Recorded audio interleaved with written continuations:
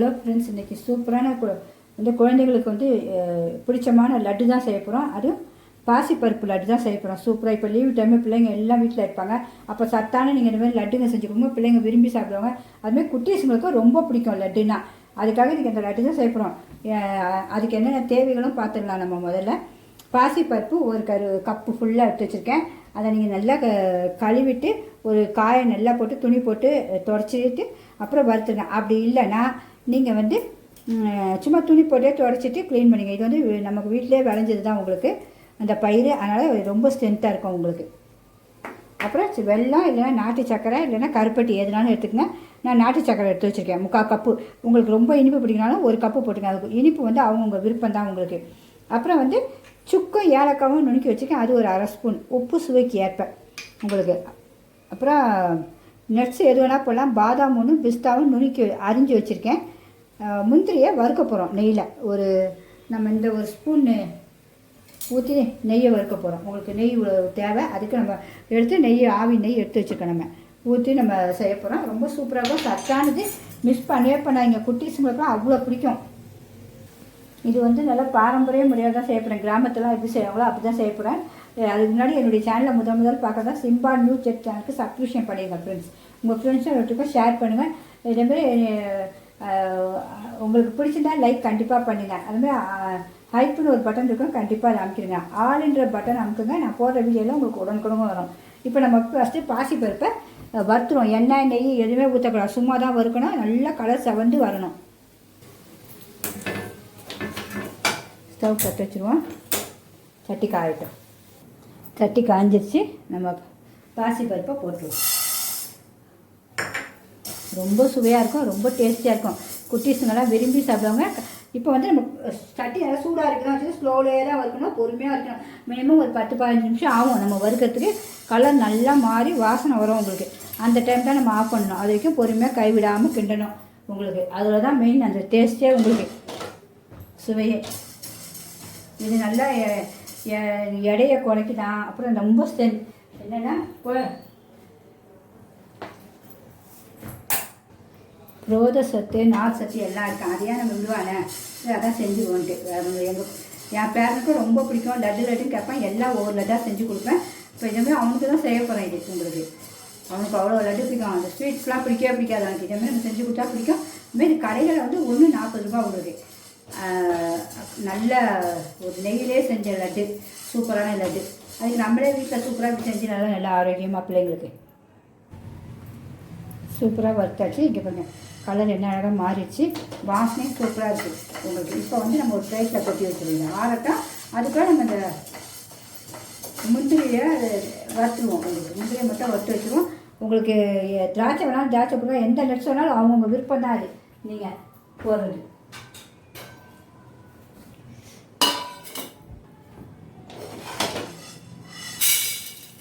நல்லா ஆறட்டும். ஃபேன் காட்டில் வச்சிங்கன்னா உடனே ஆறிடும். நல்லா நைஸாக அரைக்கணும்.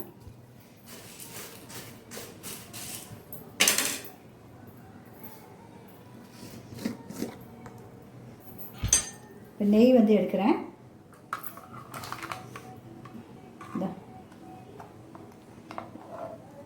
இந்த ஒரு அளவு, ஏன்னா நம்ம பாசி பருப்பு இதில் தான் வறுக்க போகிற அரைச்சி, அதுக்காக இந்த ஒரு அளவு போதும். சட்டி காயிட்டோம். இப்போ சட்டி காய்ஞ்சிச்சு.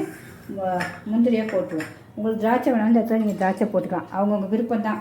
எந்த நட்ஸ்னாலும் போடலாம் சுவைக்கு ஏற்ப.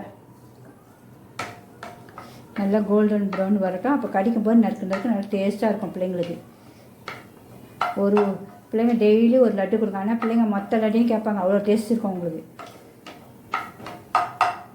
வறுத்தாச்சு. இனிமேல் எடுத்து வச்சுருவோம் ஒரு பிளேட்டில். 10 நிமிஷத்தில் வேலை முடிஞ்சுதுங்க.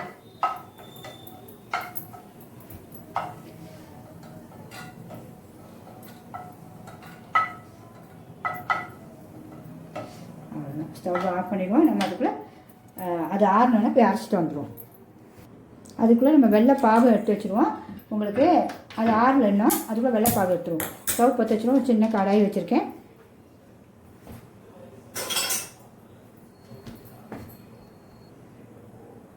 சுகர் போட்டுருவோம். 3/4 கப்பு. உங்களுக்கு இனிப்பு வேணால் நிறையா போட்டுக்கலாம். இதில் ஒரு 1/4 இது ஒரு 4 டேபிள் ஸ்பூன் போல் தண்ணி, அவ்வளோதான் போதும். அது கொஞ்சம் கரையிட்டோம். இப்போ வந்து கம்பி பதம் எதுவுமே கிடையாது. கொஞ்சம் பிசுபிசுப்பு வந்து நம்ம ஆஃப் பண்ணிட வேண்டியதான். உங்களுக்கு இப்படி கை தொட்டு பாருங்கள், இப்படி பிசுபிசு தன்மை வந்துச்சுன்னா ஆஃப் பண்ணிடலாம். இன்னும் ஒரு 2 நிமிஷம். நம்ம இந்த நாட்டு சர்க்கரையும் அப்படியே ஊற்றக்கூடாது, கொஞ்சம் கொஞ்சமாக தான் ஊற்றணும். சப்போஸ் மீதி இருந்தாலும் பரவாயில்ல. உங்களுக்கு பிசுபிசுப்பு வரல. இப்போ பார்க்கலாம். சூடாக இருக்கா, மெதுவாக தருங்க. ஓகே, இந்த பதம் இருந்தால் போதும். உங்களுக்கு ஆஃப் பண்ணிடுவோம். அதுக்குள்ளே போய் நம்ம அரைச்சி தரோம். இது அப்படியே இருக்கட்டும். நல்லா அரைச்சி இப்போ நைஸாக அரைச்சிட்டு வந்துடுவோம். நிறையா இருந்தால் 2 பேர் போடல. இப்போ கொஞ்சம் நம்ம எல்லா பிக்னஸ் பிள்ளைங்களும் கற்றுக்கிறதுக்காக தான் போடுறோம். அதில் கொஞ்சமாக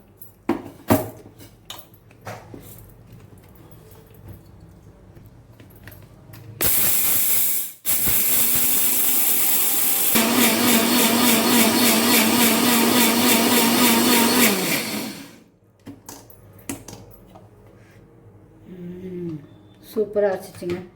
இந்த அளவுக்கு இருக்கணும், பட்டு மாதிரி. இந்த பாருங்க, சூப்பராக. அப்போ தான் நமக்கு பிடிக்கிறதுக்கும் சூப்பராக வரும்.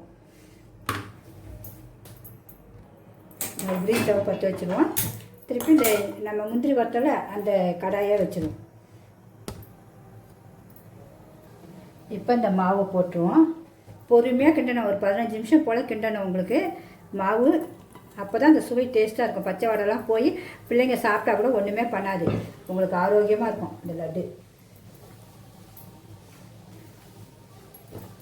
நல்லா பொறுமையாக கிண்டணும்.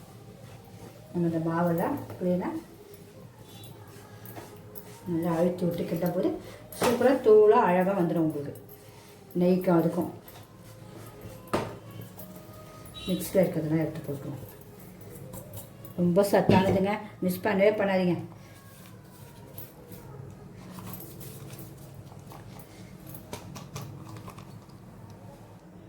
நம்ம அப்படியே கைவிடாமல் கிண்டிக்கிட்டே இருந்தீங்கன்னா அப்படியே பூ மாதிரி வந்துடும் உங்களுக்கு. ஸ்லோலியே இந்த நெய்யெல்லாம் அழகாக உதிர்ந்து சூப்பராக வந்துடும்.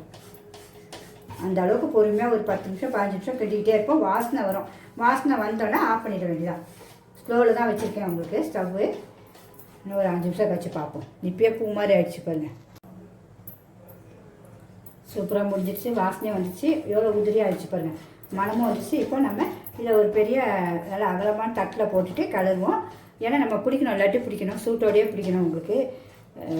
நம்ம அந்த இப்போ அதுக்கு முன்னாடி இந்த நட்ஸு, ஏலக்காய், உப்பு எல்லாத்தையும் போட்டு ஒரு கிண்டு சூட்லேயே போதும். இந்த நட்ஸ்லேயும் இதில் போட்டுருவோம். பார்த்தேன் ஸ்டவ் ஆஃப் பண்ணி தான் இருக்குது உங்களுக்கு. பாதாம் வறுக்கலை, பிஸ்தா வறுக்கலை உங்களுக்கு. முந்திரி மட்டும் தான் வச்சுருக்கேன். ஏன்னா அது ஒன்று ஒன்று சாப்பிடும்போது அவ்வளோ சூப்பராக இருக்கும் முந்திரி உங்களுக்கு. இப்போ இது ஆறட்டும். அதுக்கு ஒரு பிளேட்டில் கொட்டிடுவோம்.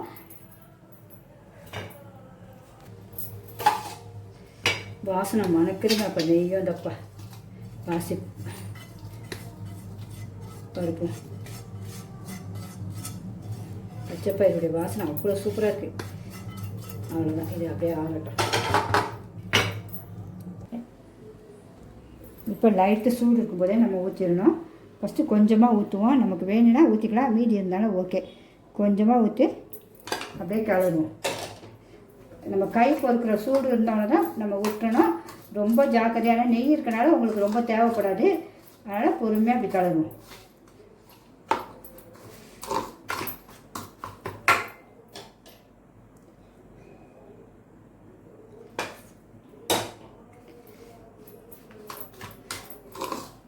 நான் வந்து இந்த முருங்கைக்கீரை லட்டு போட்டிருக்கேன், அப்புறம் பாசிப்பருப்பு லட்டு போட்டிருக்கேன். அதெல்லாம் போய் பாருங்கள். பிள்ளைங்களுக்கு குட்டீஸுங்களுக்கு செஞ்சு கொடுங்க.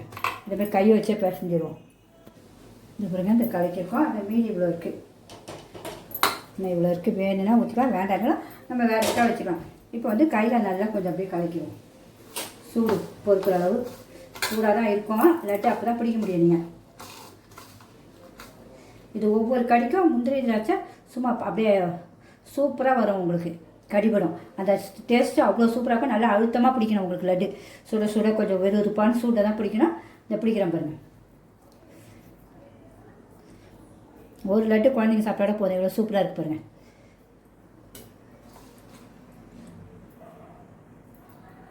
சூடு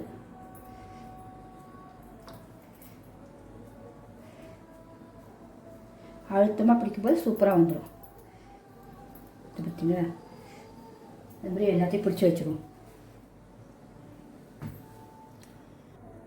இதை பார்த்தீங்கன்னா எல்லா நிறைய பிடிச்சாச்சு சூப்பராக. பிள்ளைங்க கொடுத்தா நீங்கள் அப்படியே கொடுத்தாலே சாப்பிட்றோம். அவ்வளோ டேஸ்ட்டாக இருக்குங்க. நம்ம இப்போ சுவையும் பார்த்துருவோம்.